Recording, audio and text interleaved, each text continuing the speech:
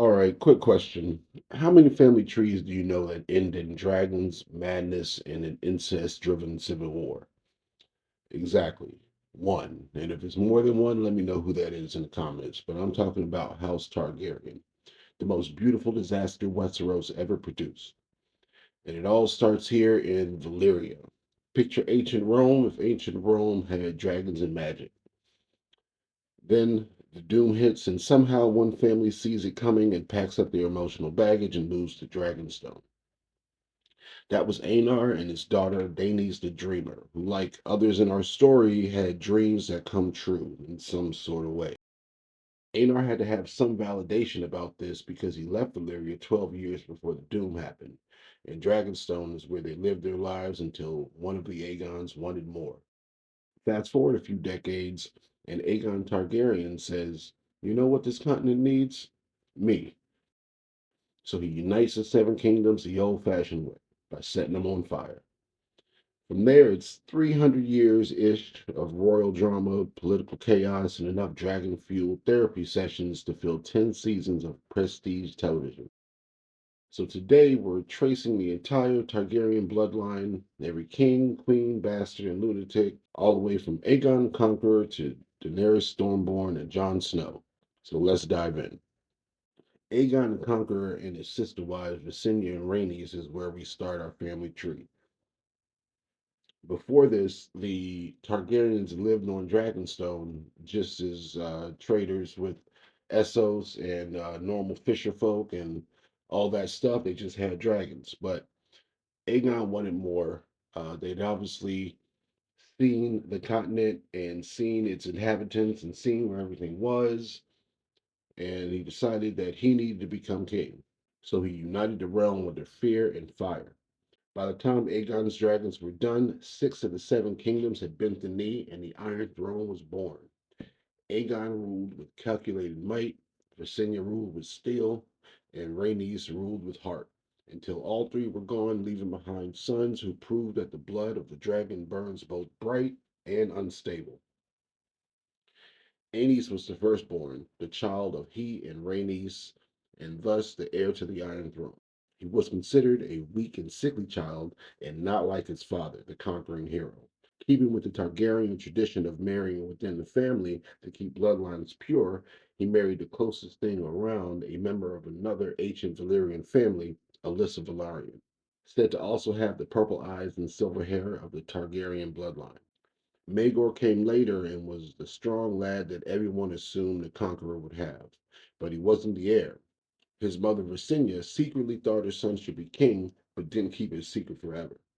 Maegor was a fierce warrior and a little crazy, but he didn't have the right to the throne like his older brother.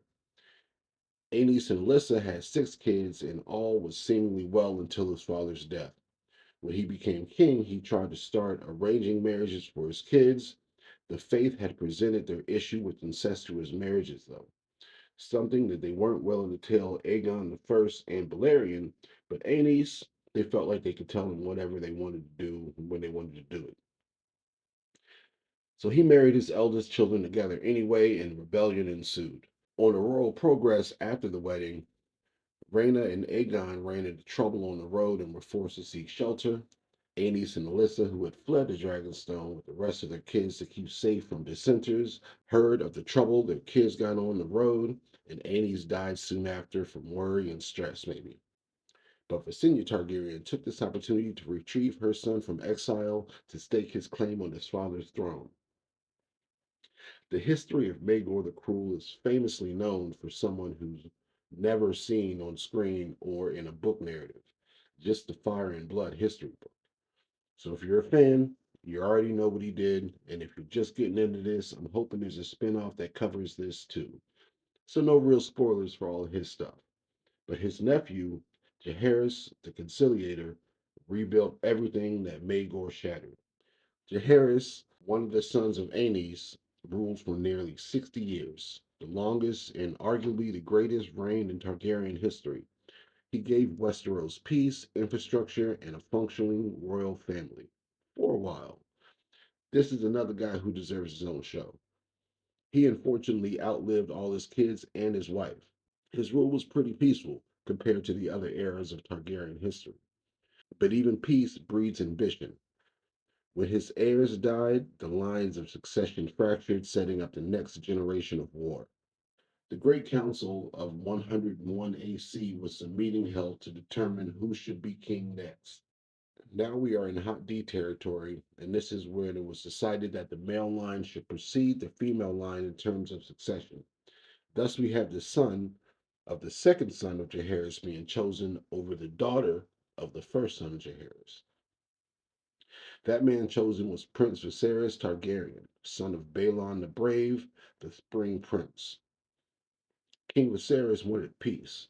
Instead, his death sparked a devastating civil war in Westerosi history called the Dance of the Dragons.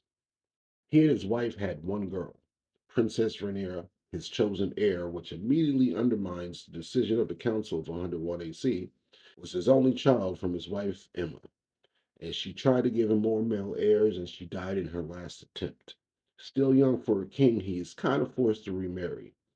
Many young maids were suggested, but he ultimately chose Alicent Hightower, daughter of his hand, Otto Hightower. He and Alicent had four more children, Aegon, Helena, Aemon, and Daeron, who was a ward of Oldtown during most of the series, and he should make his debut early in season 3. Thus, the seeds of the dance are planted, as King Viserys now has three male children and refused to change the order of succession. The Hightowers urged that the male line must take precedence in the meantime.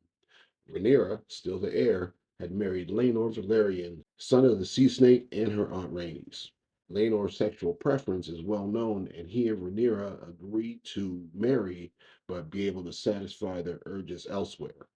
Thus, when she gets pregnant, it's fairly obvious that the children don't look like Laenor, but actually resemble a knight named Harwin Strong, son of the new hand Lionel Strong. Knowing this, Alicent vows that Rhaenyra's bastards will never sit the Iron Throne. Time passes, the Strongs die in a fire at Harrenhal, Laenor dies on Driftmark, his sister Laena dies in childbirth with Daemon's, Viserys' brother's, third child, then Rhaenyra and her uncle Daemon wed secretly on Dragonstone. They finally have a Targaryen-looking baby, and thus solidifying that her oldest three boys are Harwin's bastards. So when Viserys dies, the stage is set for the High Towers to seat Aegon on the throne before Rhaenyra can claim it. Once she's made aware, she miscarries with her only daughter and curses her half siblings and her stepmother. She faced off against her half brother Aegon II, each backed with rival dragons and families. Daemon Targaryen, Rhaenyra's husband and uncle, and engine of chaos, made sure the bloodletting never stopped. Dragons died, cities burned, and the family tree, the one you're looking at, split in two and rotted from the middle. When it was over, almost every dragon was dead, and both Rhaenyra and Aegon II were gone. The war left a single child to inherit the ashes, and that's Aegon III, called Dragonbane. He's the son of Rhaenyra and Daemon. His reign marked the start of an age where dragons were extinct and paranoia replaced firepower. Aegon III tried to rebuild what his parents destroyed, marrying his cousin Daenerys Valerian after a while to keep the bloodline pure, but his children, Daeron and Baelor the Blessed, not to mention his brother, set the stage for everything that followed. And that's the key thread. Viserys II, the younger brother of Aegon III, was a survivor. He had been hostage and leased during the Dance of the Dragons and raised in the same free cities that would later breed the Blackfyres. He learned patience, politics, and a quiet vengeance. When he finally became king, Viserys II planted seeds of the dynasty's second act, a line of ambitious, scheming heirs who would fracture the realm all over again. His son, Aegon IV, the Unworthy, would take every lesson his father learned and throw it straight into the flames. Aegon IV legitimized all his bastards on his deathbed, which is the political equivalent of tossing wildfires with a fireplace. His eldest son, Daeron II, ruled with reason, but his bastard son, Daemon Waters, now Daemon Blackfyre, who was given the sword Blackfyre from his father, declared himself king.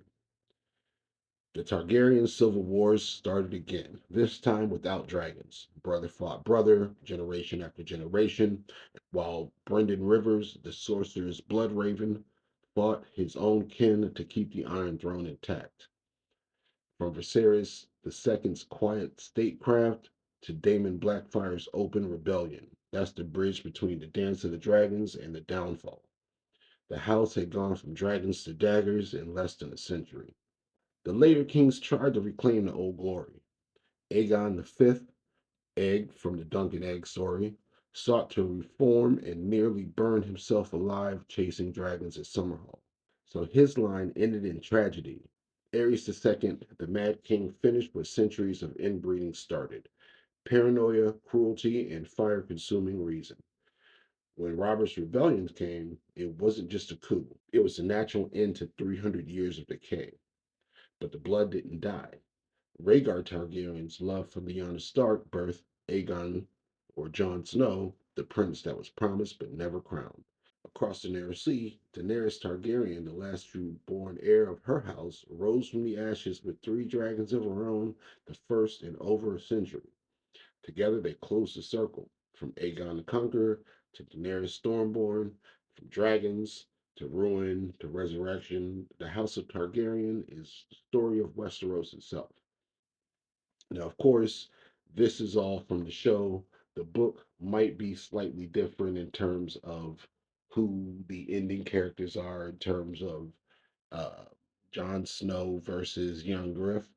Of course, in the book, there's a young Griff of it all, and he is supposed to be the son of Rhaegar, switched at birth by Varys, but that's neither here nor there. So if you're still listening, he's not in this list because this is mainly towards the show. And we're not sure who he is quite yet until the Winds of Winter come out. So that's what we're looking towards. This was a non-spoilery version, just something to get out while I show off this nifty family tree that I made. So I hope you enjoyed the video. We will be back with more Song of Ice and Fire content, more Marvel content, and more Star Wars content when I feel like arguing with people, because that's all the Star Wars fans want to do. So luckily the Game of Thrones fans and the Marvel fans don't feel like arguing in the comment section all the time over news and opinions. So that's it. Stark side here, and we're out. Till next time. See you then.